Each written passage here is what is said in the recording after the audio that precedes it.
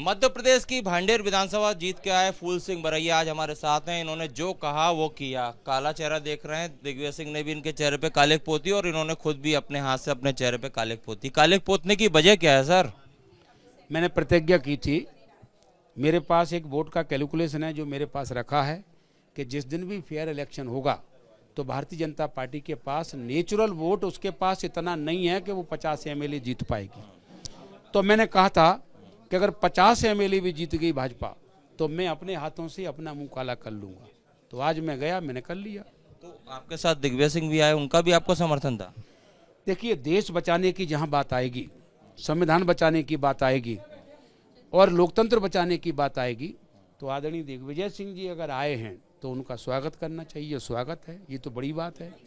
जब हमने देखा कि आपके चेहरे पे जब कालिक पोती उन्होंने और आपने खुद भी पोती, उसके बाद ईवीएम के जो पोस्टर थे उस पर भी कालिक पोती और उसी ईवीएम से आप जीत के आए हैं। ईवीएम से ईवीएम की विदा नहीं हुई, इस देश से डेमोक्रेसी की, इस देश की विदा हो जाएगी। जी सर, 18 के चुनाव की बात करें, आपकी सरकार बनी थी मध्य प्रदेश, छत्तीसगढ़, राजस्थान, इसी ईवीएम से बनी थी। जब सरकार बन जाए तो अच्छी है ईवीएम और ना बने तो बुरी।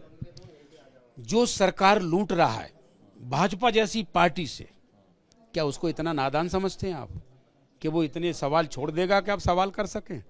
नहीं, सरकार लूटने के बाद अपने आप को साहूकार भी घोषित कर रहा है।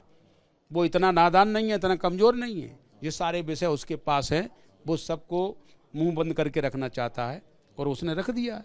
कौन है वो साहूकार? बीजेपी। तो तेलंगाना में तो आप जीते ना, शपथ ग्रहण हुआ वहां पर तो इसी ईवीएम। मैंने क्या कहा, क्या वो इतनी अनाड़ी पार्टी नहीं है? अब सारी में स्वीप कर जाती तो तेलंगाना सब चल जाते कि तो भाजपा ने कर दिया। अब क्या कह रहे हैं मालूम है? तो तेलंगाना कैसे जीत गए, आप कैसे जीत गए?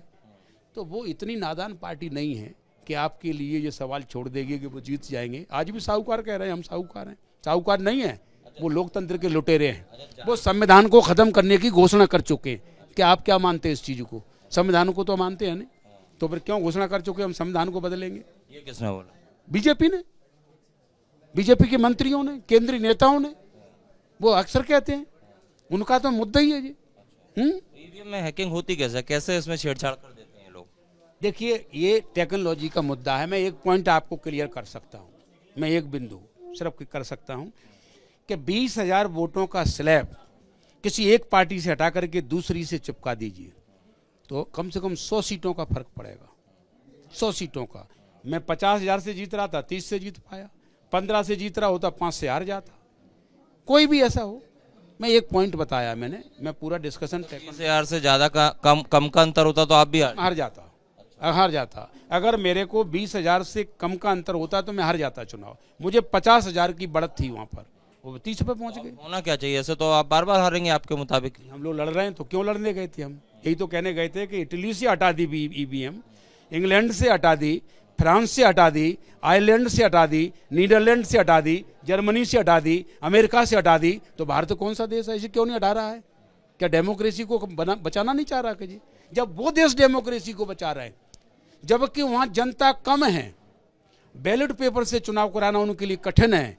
हमारे लिए बैलेट पेपर से चुनाव कराना सरल है, तो हम क्यों नहीं करा रहे?